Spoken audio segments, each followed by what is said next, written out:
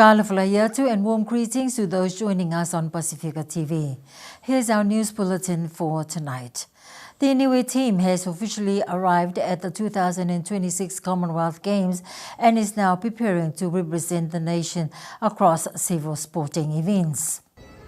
Niue's campaign got underway with lawn bowls player Stanley Tafatu, who competed in the men's singles competition.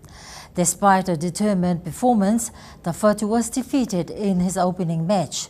His effort, however, reflected the pride and commitment of Team Niue on the international stage. The entire Niue delegations also proudly took part in the spectacular Commonwealth Games opening ceremony, joining thousands of athletes from across the Commonwealth in celebrating sports, friendship and unity. With the opening festivities now complete, Team Niue's athletes are focused on their upcoming competitions and are ready to begin their campaigns. Officials say the team is in good spirit and looking forward to showcasing the talent and determination of the people of Niue. The people of Niue are encouraged to support and cheer on the nation's athletes as they compete over the coming days. We wish Team Niue every success at the 2026 Commonwealth Games. Niue is one step closer to achieving its renewable energy goals following the soft launch of the Phase 2 Renewable Energy Project, a major infrastructure investment valued at 20 million New Zealand dollars. The project is funded by the Government of New Zealand and expected to enable renewable energy to provide up to 80% of Niue's electricity, significantly reducing the country's dependence on diesel-powered generators. Today's ceremony was held at the Hikuwhenonga Solar Farm, where government officials, representatives from the New Zealand Ministry of Foreign Affairs and Trade, Niue Power Corporation, and invited guests gathered to mark the occasion. The second phase of the renewable energy project expands Niue's solar generation capacity and strengthens the island's electricity network. Acting Prime Minister Honourable Sinaimana Heko says Niue has achieved a milestone with the solar farm. Today marks a significant milestone for Niue as we celebrate the soft launch of the Niue Renewable Energy Project, a cornerstone investment in our journey towards a cleaner, more reliable and more affordable energy future. This achievement reflects the strength of our enduring partnership with New Zealand, whose investment of $20.5 million has helped make this vision a reality. On behalf of the government and of the people of Niue, I extend our sincere gratitude to the government and people of New Zealand for their confidence in our future and their steadfast support of our development aspirations. Acting Prime Minister also says the project is much more than an investment for Niue. It represents a transformational step towards greater energy security and sustainability for our nation. By increasing the use of our renewable energy and reducing our dependence on imported diesel, we are lowering our environmental footprint while building a more resilient energy system for future generations. And this investment also advances Niue's commitments under the Paris Agreement and our nationally determined contributions, or our NDCs. This demonstrates that even a small island nation can play a meaningful role in addressing the global challenge of climate change. MFET Deputy Secretary for the Pacific and Development Group, Ms. Bernadette Kavanagh, says the completion of the project will provide lasting benefits for the people of Niue. The completion of this renewable energy project could not come soon enough. As global fuel supply chains face ongoing disruption and accelerated costs due to the situation in the Strait of Hormuz, this project will strengthen energy security, reduce reliance on imported fuel, and deliver lasting benefits for the people of Niue. Important too are the significant environmental benefits the project will deliver. This includes reduced emissions and grid distribution and system upgrades, leading to a more resilient energy system to respond to climate impacts, including weather events, which are unfortunately only increasing in frequency. You should also be proud that Niue is leading the way across the region. Pacific counterparts are paying close attention to this project and considering how they might be able to do something similar at home. Once fully operational, the project is expected to reduce diesel consumption, lower carbon emission, improved energy security, and help protect Niue from fluctuations in global fuel prices. At the tail end of our testing right now, and everything's run smoothly. It has reduced the diesel significantly for the week, it's good signs early doors. William Langslow, project manager, says the project ran smoothly without any major problems and is in discussion with government for ongoing assistance. Looking at the final completion of the project, it's 10 out of 10. It's run smoothly, and the install itself is one of the best ones I've ever seen. Currently in the process with negotiations with Clinton Department of Utilities about ongoing maintenance and assistance for this project. I have a lot of praise for the team that was with me on this project: Bourne, Pele, Rico, Christian, the Sparkies, and I couldn't ask for a better workforce. They put in long hours when needed, and they were happy to get their hands dirty and ripping. The investment also demonstrates the strong partnership between the governments of Niue and New Zealand in supporting climate resilience and sustainable development. There is another groundbreaking element to this project. Sanajai has provided a science, technology, engineering and mathematics education program focused on renewable energy to both Niue Primary School and High School. 2 tertiary scholarships were also funded by New Zealand's Manaaki Scholarship Program. Our scholars were Marina Tongiano and Fenance Talangi. Both are here today and will receive their certificates shortly.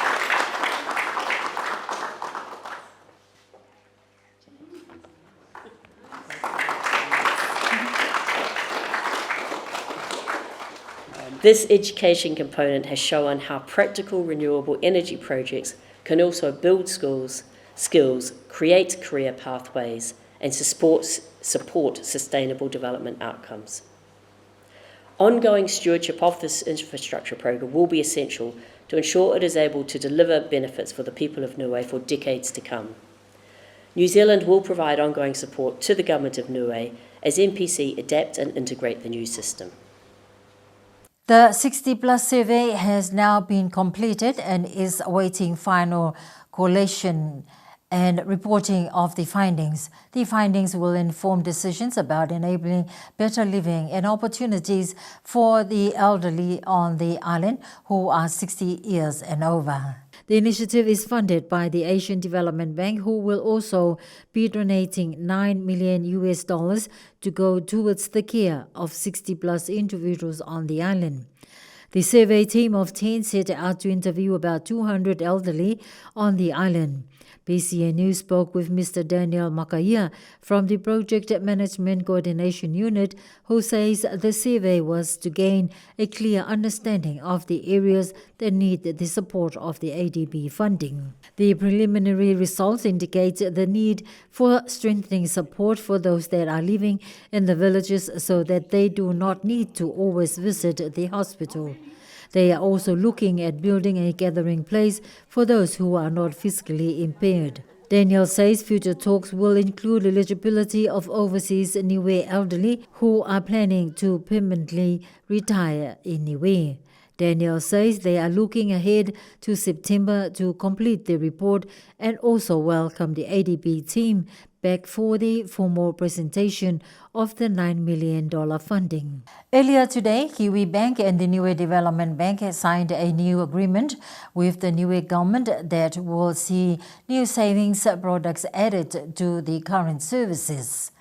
The new products are the Kiwibank term deposits and Notice Saver accounts.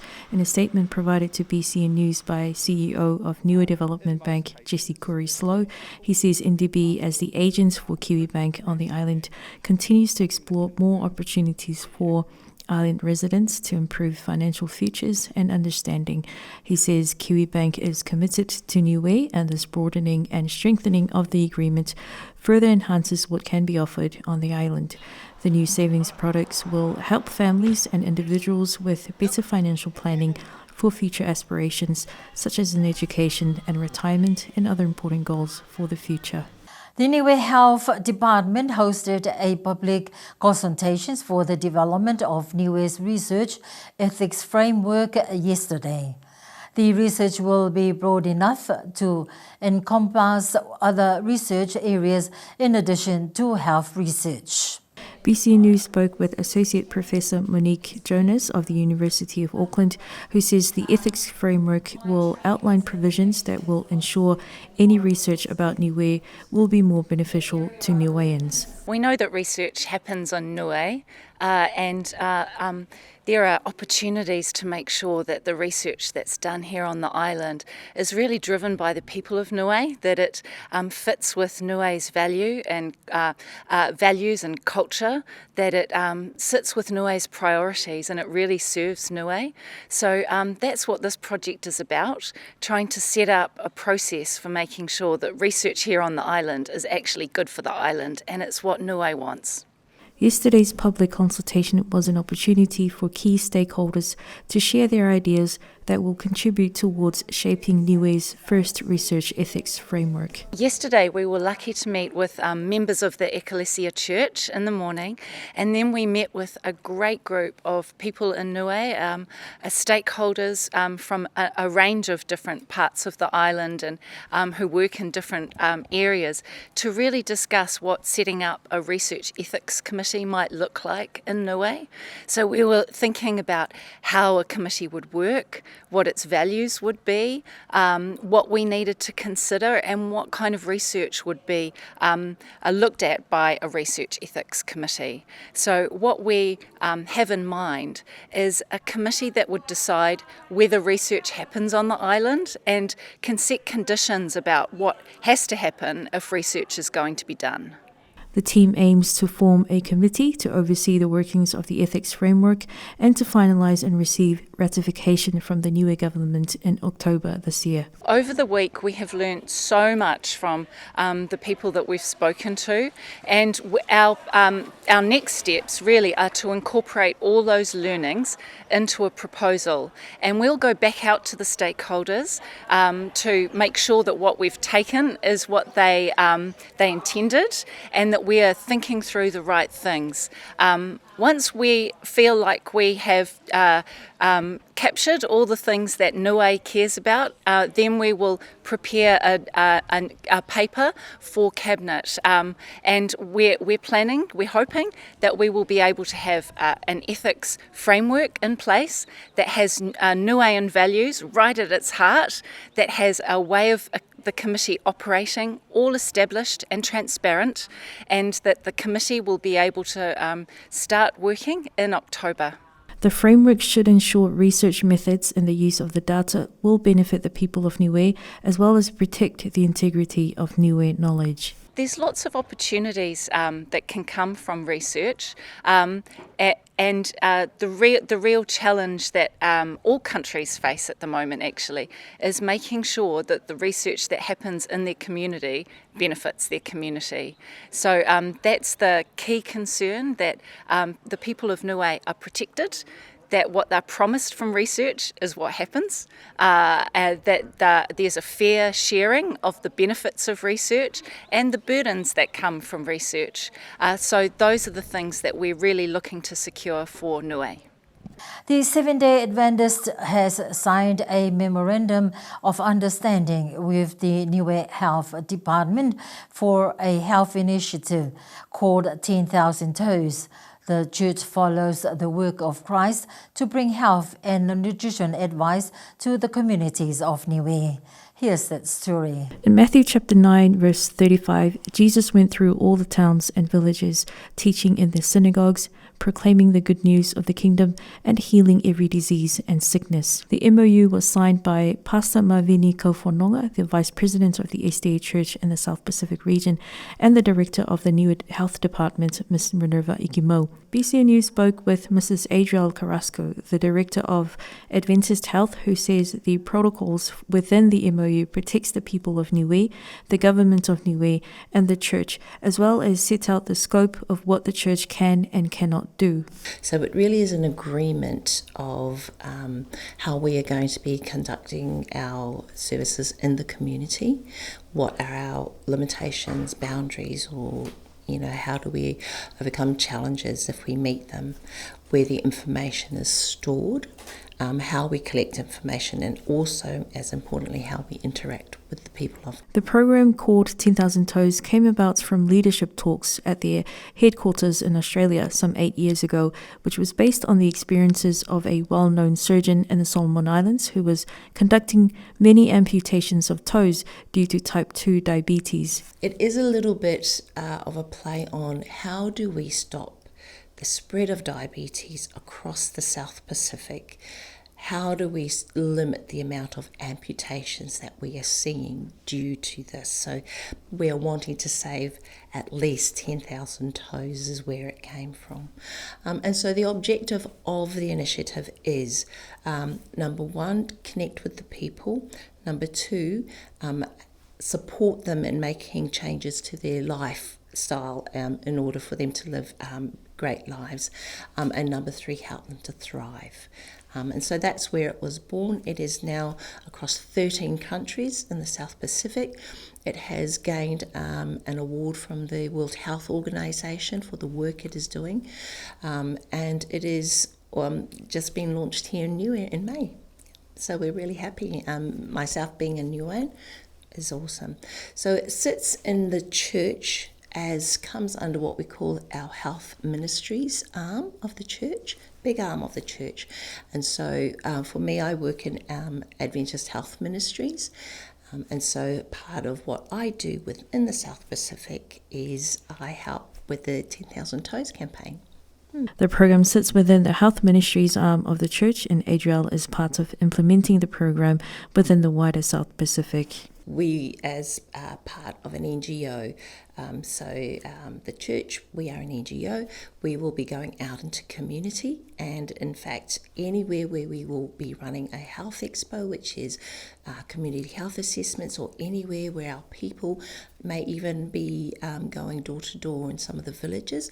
And I need to point out we will be working in conjunction with the leaders of the villages as well. So everything we do isn't just on our own, it has to be in partnership, not just with the health department, which we have the MOU, which allows us to do this, but also with all of our leaders and elders within our different villages across the Motu. So we work in conjunction and alongside our local health leaders and our local health department.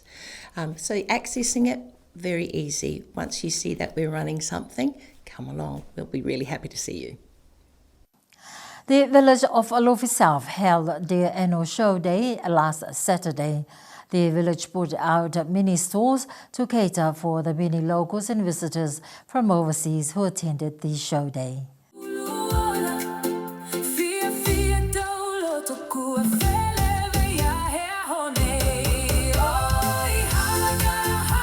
Alofi South was very prepared to host, offering food throughout the day. There were plenty on offer and on display, from cooked food to local crops, handcrafts and carvings. The show opened with speeches from local politicians and the New Zealand High Commission and ended with cultural dancing by the people of the village.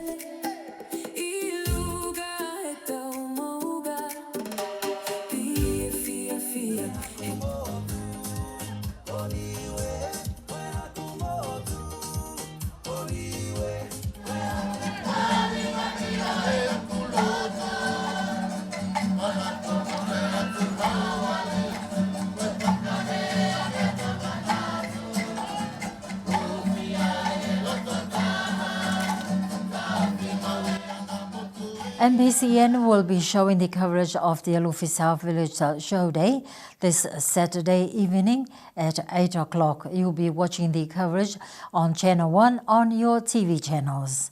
And that's our news bulletin for tonight. Los Angeles Oneholo. Good evening.